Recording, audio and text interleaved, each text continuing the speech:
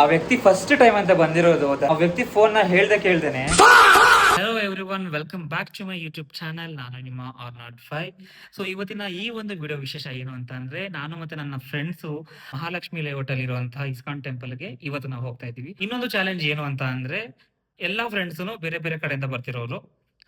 ಯಾರು first temple ಗೆ reach ಆಗ್ತಾರೆ ಅನ್ನೋದೇ ಇವತ್ತಿನ ಒಂದು ಟಾಸ್ಕ್ ಆಗಿರುತ್ತೆ. ಆ ಒಂದು ಟಾಸ್ಕ್ ಅಲ್ಲಿ ಯಾರು ಫಸ್ಟ್ ಟೆಂಪಲ್ ಹೋಗಿ ರೀಚ್ ಆಗ್ತಾರೆ ಅನ್ನೋದನ್ನ ಈ ಒಂದು ವಿಡಿಯೋದಲ್ಲಿ ನೀವು ತಿಳ್ಕೊಳ್ಬಹುದು. ಎಸ್, ನನಗೂ ಜಾಸ್ತಿ ಟೈಮ್ ಇಲ್ಲ, ಇನ್ನೊಂದು 10 ನಿಮಿಷದಲ್ಲಿ ನಾನು ರೆಡಿಯಾಗಿ ಹೋಗ್ಬೇಕಾಗತ್ತೆ. ಬೇಗ ಬೇಗ ಹೋಗಿ ಮತ್ತೆ ಅಲ್ಲಿ ಯಾವ ತರ ಪೂಜೆಗಳೆಲ್ಲ ಇರುತ್ತೆ, ಮತ್ತೆ ಫೋಟೋ ಗಿಟೋ ಎಲ್ಲ ತಗೊಳಕ್ಕೆ ಸ್ವಲ್ಪ ತಗೋಬಹುದು ಅಂತ ಹೇಳ್ತಾರೆ. ನನಗೂ ಅಲ್ಲಿ ಹೋದ್ಮೇಲೆ ಗೊತ್ತಾಗುತ್ತೆ. ನಾನು ಲಾಂಗ್ ಬ್ಯಾಕ್ ಒಂದು 5-6 ಇಯರ್ಸ್ ಬ್ಯಾಕ್ ಏನೋ ಹೋಗಿದ್ದು ಆ ಒಂದು ಟೆಂಪಲ್ಗೆ. ಇವತ್ತು ಅದೇ ಟೆಂಪಲ್ಗೆ ಮತ್ತೆ ನಾನು ಹೋಗ್ತಾ ಇದ್ದೀನಿ. ಸೊ ಆಕ್ಚುಲಿ ನಾವು ಇವಾಗ ನಾನಿರೋದು ಪ್ರೆಸೆಂಟ್ ಎಲ್ಚನಹಳ್ಳಿಲಿ. ಎಲ್ಚನಹಳ್ಳಿಯಿಂದ ನಾನು ಸ್ಯಾಂಡಲ್ ಸೋಪ್ ಫ್ಯಾಕ್ಟ್ರಿ ಹತ್ರ ಇಳಿದು ಅಲ್ಲಿಂದ ನಾನು ಟೆಂಪಲ್ಗೆ ಸ್ವಲ್ಪ ವಾಕಿನ್ ಇದೆ, ಅದಕ್ಕೆ ಟೈಮ್ ಹಿಡಿಯುತ್ತೆ ಅನ್ಸುತ್ತೆ. ಮೈಟ್ ಬಿ ಒಂದು 45 ಮಿನಿಟ್ಸ್ ತಗೊಳುತ್ತೆ. 45 ಮಿನಿಟ್ಸ್ ಒಳಗಡೆ ನಾನು ಅಲ್ಲಿ ರೀಚ್ ಆಗಬೇಕು ಅನ್ನೋ ನನ್ನ ಟಾರ್ಗೆಟ್.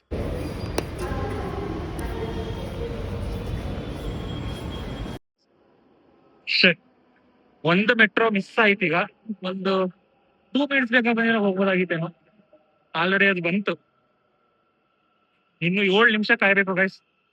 7 ನಿಮಿಷ ಆದ್ಮೇಲೆ ಮತ್ತೆ ಇನ್ನೊಂದು ಮೆಟ್ರೋ ಬರುತ್ತೆ, ಆ ಮೆಟ್ರೋದಲ್ಲಿ ಹೋಗ್ಬೇಕು. Let's see.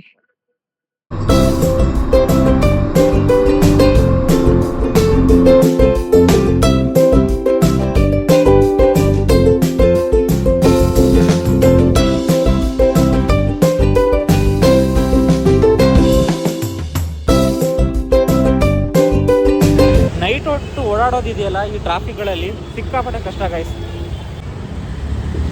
ಇನ್ನೊಂದು 5 ನಿಮಿಷ ಟೆಂಪಲ್ಗೆ ಹೋಗ್ತೀವಿ. ಟೆಂಪಲ್ಗೆ ಹೋಗಿ ಅಲ್ಲಿನ ವ್ಯೂ ಎಲ್ಲ ತೋರಿಸ್ತೀನಿ ನಿಮಗೆ, ನೈಟ್ ಯಾವ್ಯಾವ ಥರ ಇರುತ್ತೆ ಅಂತ. ಆ್ಯಕ್ಚುಲಿ ಟೆಂಪಲ್ ನೈಟ್ ಹೊತ್ತು ಚೆನ್ನಾಗಿ ಕಾಣಿಸುತ್ತೆ. ಓಕೆನಾ? ನಮ್ಮ ಟೀಮಲ್ಲಿ ಯಾವಾಗಲೂ ಲೇಟಾಗಿ ಬರೋರು ಅಂದರೆ ಗೈಸ್ ಇಲ್ಲೊಬ್ರು ಇದ್ದಾರೆ, ಮತ್ತು ಇನ್ನೊಬ್ರು ಇದ್ದಾರೆ, ಅವ್ರು ತೋರಿಸ್ತೀನಿ. ಲೇಟ್ ಕಮ್ಮರ್, ಯಾವಾಗಲೂ ಲೇಟಾಗಿ ಬರೋದು ನೋಡ್ಕೊಬಿಡಿ. ಆ್ಯಂಡ್ ಇದು ಹೊರಗಡೆಯಿಂದ ಕಾಣಿಸಿರೋ ಒಂದು ಬ್ಯೂಟಿಫುಲ್ ಆಗಿರುವಂಥ ಒಂದು ವ್ಯೂ. ಆ್ಯಂಡ್ ಇದ್ರ ಒಳಗಡೆ ಹೋಗ್ತಾ ಹೋಗ್ತಾ ಒಂದೊಂದೇ ಟೆಂಪಲ್ನ ವಿಸಿಟ್ ಮಾಡ್ತಾ ಅದರ ವಿಶೇಷತೆಗಳನ್ನ ತಿಳ್ಕೊಳ್ಳೋಣ. ಆ್ಯಕ್ಚುಲಿ ಫೋಟೋ ತೊಗೋಬಾರ್ದಂತೆ, ನಿಲ್ಲಿಸಿ ಮುಂದೆ ಹೋಗೋಣ. ಒಳಗಡೆ ಫೋಟೋ ವಿಡಿಯೋಗೆ ಏನೂ ಅಲೋ ಇಲ್ಲಂತೆ, ನೋಡೋಣ. ಎಂಟ್ರೆನ್ಸಿಂದ ಮುಂದೆ ಬರ್ತಾ ಇರಬೇಕಾದ್ರೆ ಒಂದು ಬ್ಯೂಟಿಫುಲ್ ಆಗಿರುವಂಥ ಒಂದು ವ್ಯೂ ಕಾಣಿಸುತ್ತೆ. ಅದಾದಮೇಲೆ ನಮ್ಮ ಉಗ್ರ ನರಸಿಂಹಸ್ವಾಮಿ ಅವ್ರದ್ದು ಫಸ್ಟು ದರ್ಶನ ಆಗುತ್ತೆ. ದರ್ಶನ ಆಗಿದ ತಕ್ಷಣ ನೆಕ್ಸ್ಟ್ ನಮಗೆ ಕಾಣಿಸೋದೇ ನಮ್ಮ ವೆಂಕಟರಮಣ ಸ್ವಾಮಿ ಟೆಂಪಲ್ಲು. ಈ ಟೆಂಪಲ್ ಮಾತ್ರ ಅಲ್ಟಿಮೇಟ್ ಆಗಿದೆ. ನೆಕ್ಸ್ಟು ಮೇನ್ ವಿಗ್ರಹ.